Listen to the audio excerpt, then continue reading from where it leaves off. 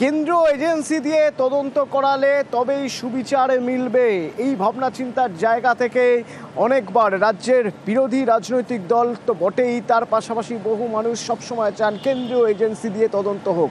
তো দাড়িভিটের তদন্ত শুরু হয়েছিল, এনআইএ তদন্ত শুরু করেছিল, তারপরে 14 মাস কেটে গিয়েছে, কিন্তু তারপরে তদন্ত কতদূর, হাইকোর্ট কি বলল শুনুন। অর্ণব রয়েছেন আমার সঙ্গে। অর্ণব, দেখো, দাড়িভিট হাই স্কুলের প্রাক্তন পড়ুয়া এবং একই সঙ্গে স্থানীয় বাসিন্দার গুলিতে মৃত্যু, সেই ঘটনার এনআইএ তদন্তে 2023 সাল থেকে পেয়েছে। খাতায় কলমে 14 মাস তদন্তের জন্য হাতে পাওয়ার পরও তদন্তে কোনো অগ্রগতি দেখাতে না পারে এনআইএ, ন্যাশনাল ইনভেস্টিগেশন এজেন্সি, আজ কলকাতা হাইকোর্টে বিচারপতি তপব্রত চক্রবর্তীর ডিভিশন বেঞ্চের প্রশ্নবাণের সম্মুখীন হলো। একই সঙ্গে কলকাতা হাইকোর্টে তিরস্কৃত হলো দাড়িভিট এনআইএ তদন্ত।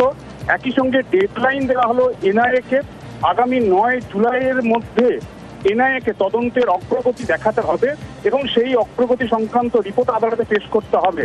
তা যদি পেশ করতে না পারে, বিচারপতি তপব্রত চক্রবর্তী ডিভিশন বেঞ্চে হুঁশিয়ারি, কড়া পদক্ষেপ করা হবে এক্ষেত্রে এনআইএ অফিসারদের বিরুদ্ধে।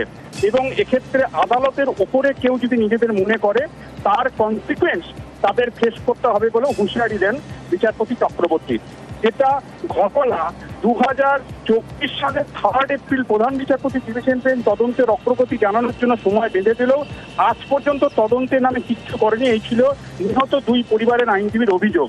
এবং এক্ষেত্রে এখনো পর্যন্ত ওই 2 পড়ুয়া, একজন করে স্থানীয় বাসিন্দা রাজেশ সরকার এবং তাপস বর্মন, তাদের দেহ এখনো পুকুর পাড়ে সেখানে পোঁতা রয়েছে, দেহ সংরক্ষণ করে রেখেছে গ্রামবাসীরা।